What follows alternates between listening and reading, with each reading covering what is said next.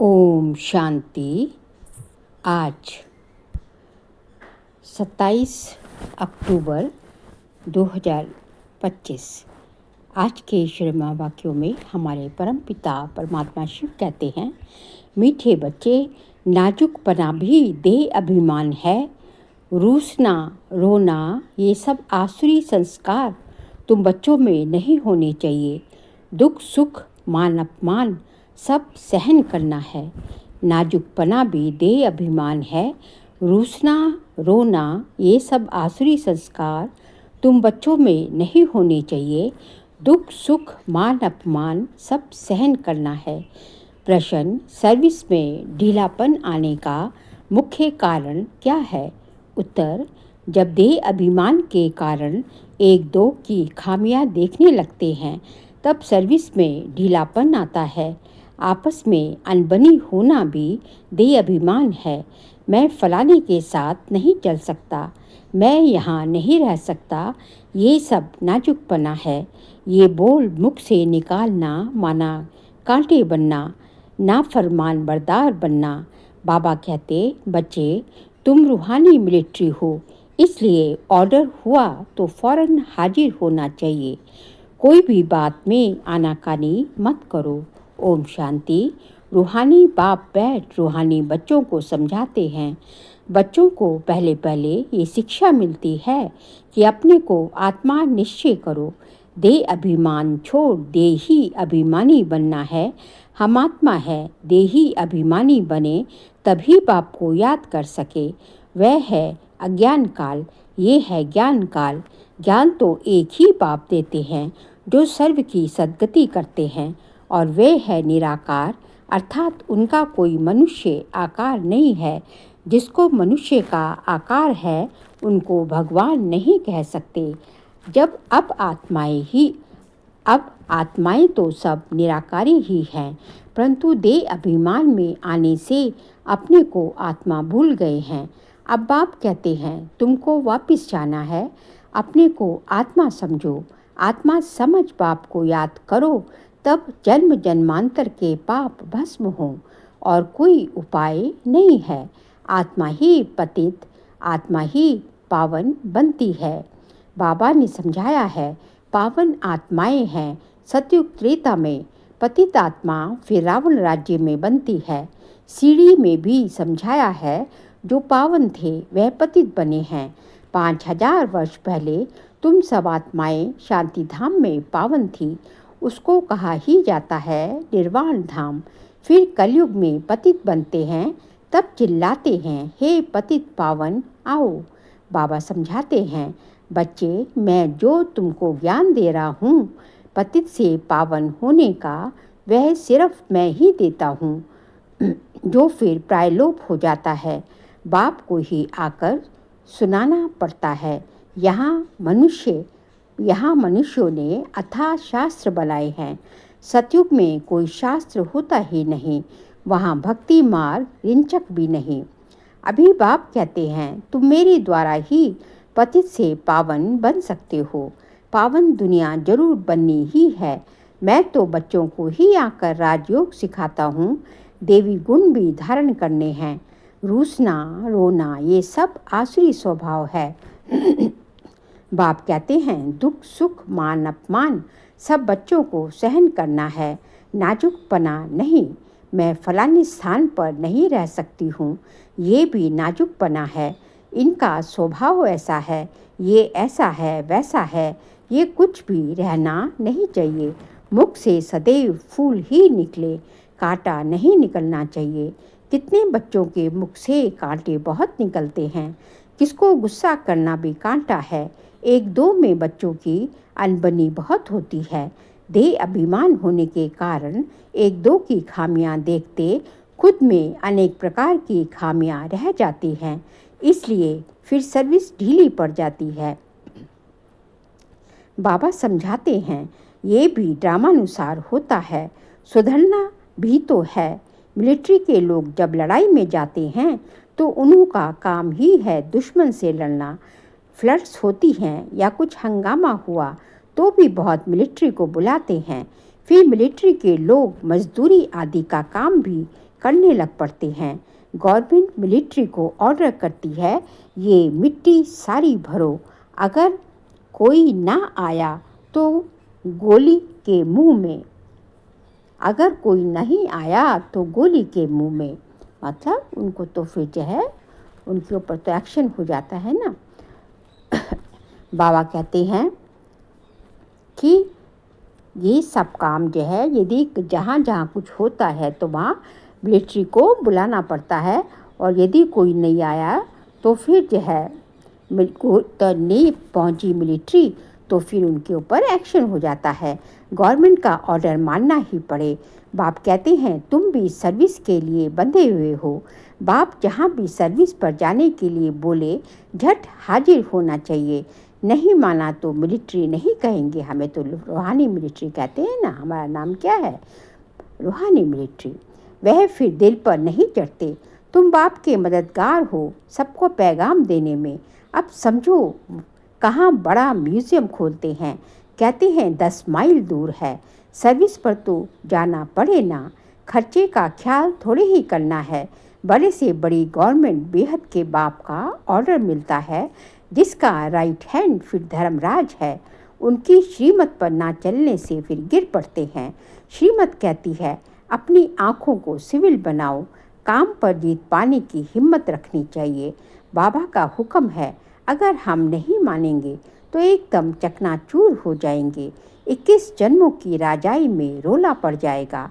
बाप कहते हैं मुझे बच्चों के बिगड़ तो कभी कोई जान ना सके।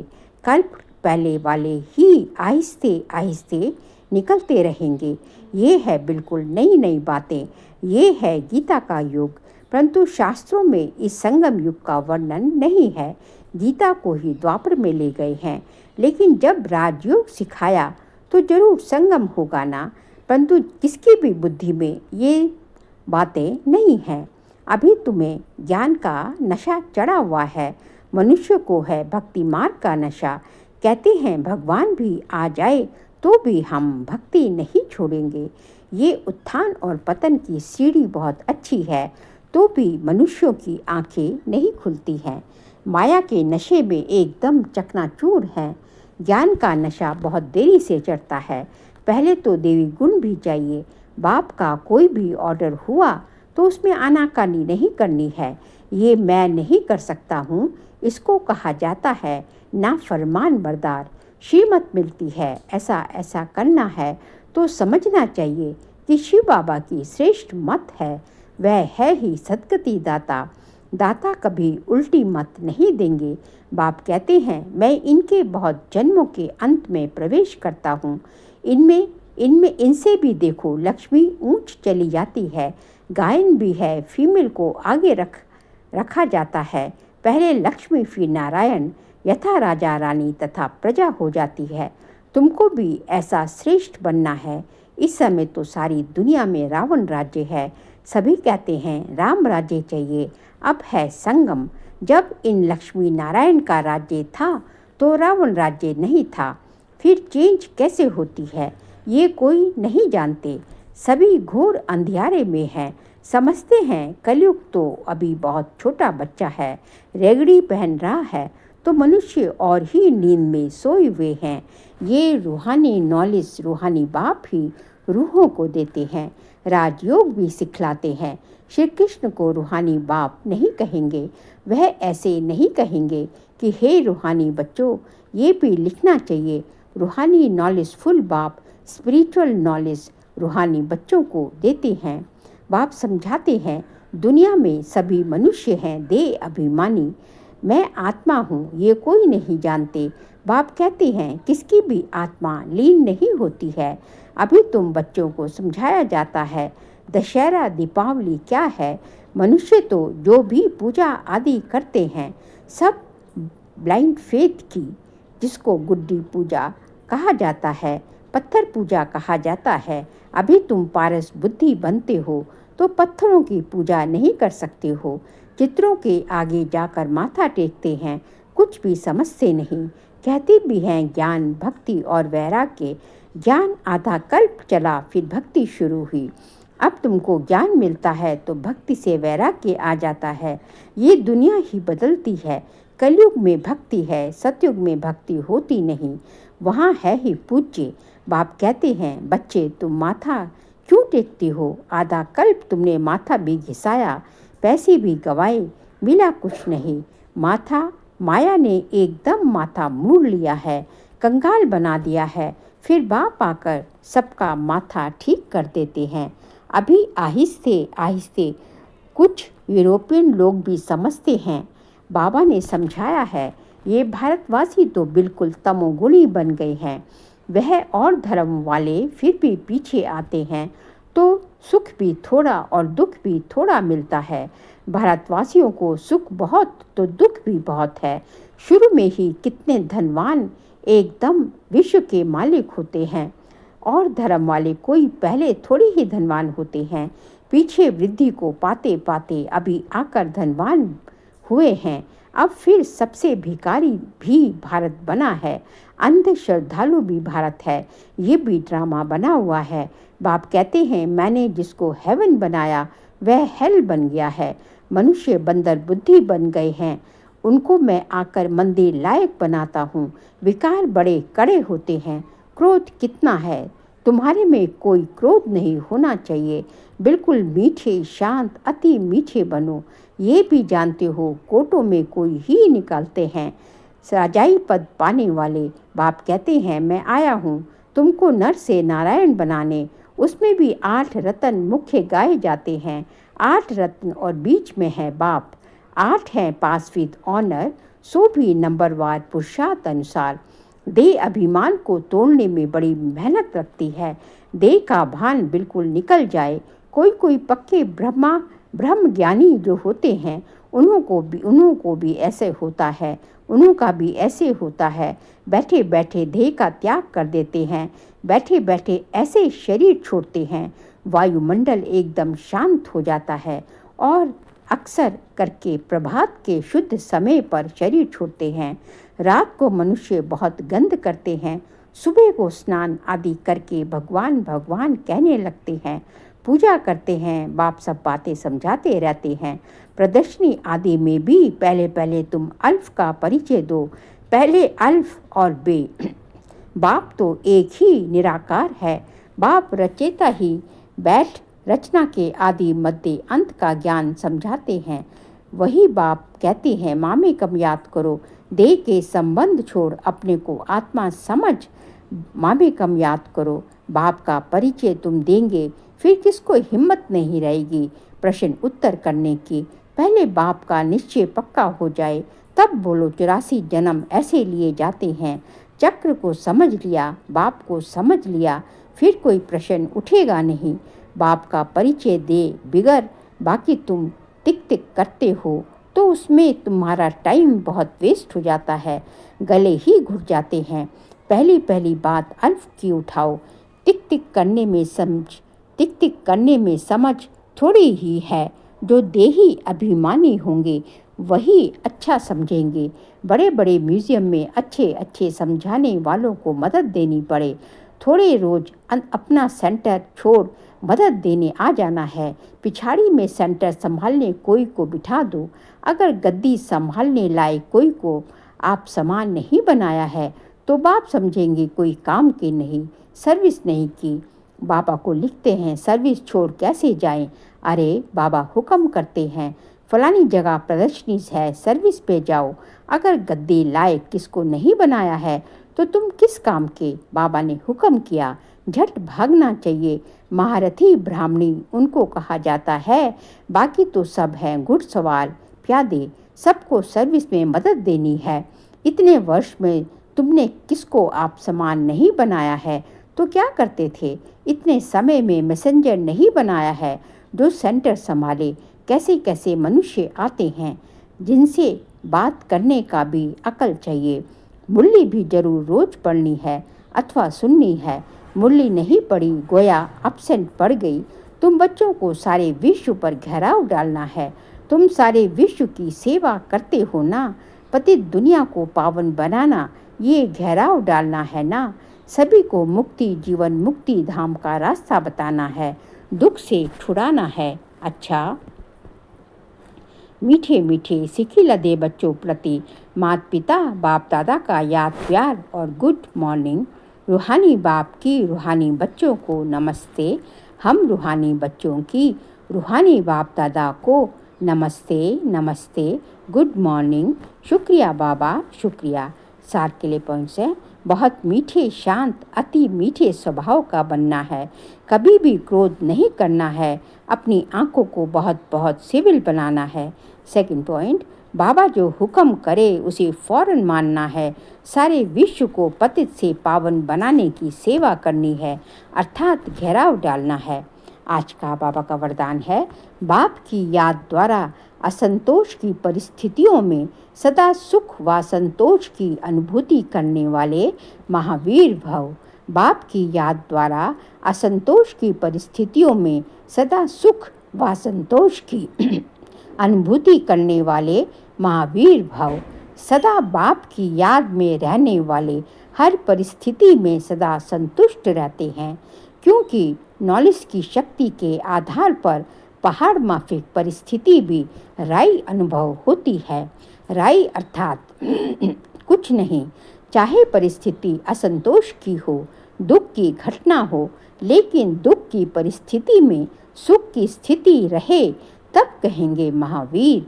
कुछ भी हो जाए, नथिंग न्यू के साथ साथ बाप की स्मृति से सदा एक रस स्थिति रह सकती है, फिर दुख अशांति की लहर भी नहीं आएगी। स्लोगन, आत्मा देवी स्वरूप सदा स्मृति में रहे। अपना देवी स्वरूप सदा स्मृति में रहे तो कोई की भी व्यर्थ नजर नहीं जा सकती। अपना देवी स्वरूप सदा स्मृति में रहे तो कोई की भी व्यर्थ नजर नहीं जा सकती।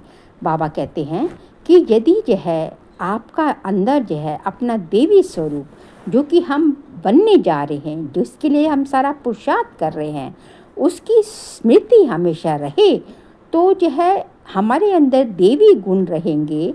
हमारा चाल चलन चेहरा हमारा सब कुछ जो है देवी देवताओं के माफिक रहेगा, तो किसी की भी जो है व्यर्थ नजर जाने का प्रश्न ही नहीं उठता। ज़रूरत है कि अपने देवी स्वरूप को सदा स्मृति में रखो कि हम क्या बनने जा रहे हैं, हम कौन हैं, हमारा जो है पूर्व स्वरूप क्या है, हम जो है आदि में हम क्या थे, देवी देवता थे। तो कोई जो है हमारे ऊपर अपनी व्यर्थ नज़र नहीं डाल पाएगा। फिर जो अक्टूबर मास का व्यक्त इशारे का सब्जेक्ट है, स्वयं और सर्व के प्रति मनसा द्वारा योग की शक्तियों का प्रयोग करो। आज का पॉइंट है, जैसे साइंस की शक्ति का प्रयोग लाइट के आधार पर होता है, अगर कंप्यूटर भी चलता है तो कंप्यूटर माइट है लेकिन आधार लाइट है, ऐसे आपकी साइलेंस की शक्ति का भी आधार लाइट है। जब वह प्रकृति की लाइट अनेक प्रकार के प्रयोग प्रैक्टिकल में करके दिखाती है। कौन सी लाइट? प्रकृति की, जो कि आर्टिफिशियल लाइट है। तो आपकी अविनाशी परमात्म लाइट, आत्मिक लाइट और साथ साथ प्रैक्टिकल स्थिति लाइट, परमात्म लाइट, अविनाशी परमात्म लाइट और आत्मिक लाइट और साथ साथ आपकी स्थिति भी लाइट, तो इससे बाबा कहते हैं क्या नहीं हो सकता। ज़रूरत क्या है? अपने आत्मिक स्वरूप में टिकने की, कि मैं एक जो है ज्योति स्वरूप जो है, मैं एक ज्योति स्वरूप जो है प्रकाश पुंज हूँ, और जो है मुझसे चारों तरफ जो है अनगिनत जो है प्रकाश की किरणें जो है भिन्न भिन्न प्रकाश की किरणें भिन्न भिन्न जो कि जो है गुणों को जो है शक्तियों को रिप्रेजेंट कर रही है, वो निकल रही है।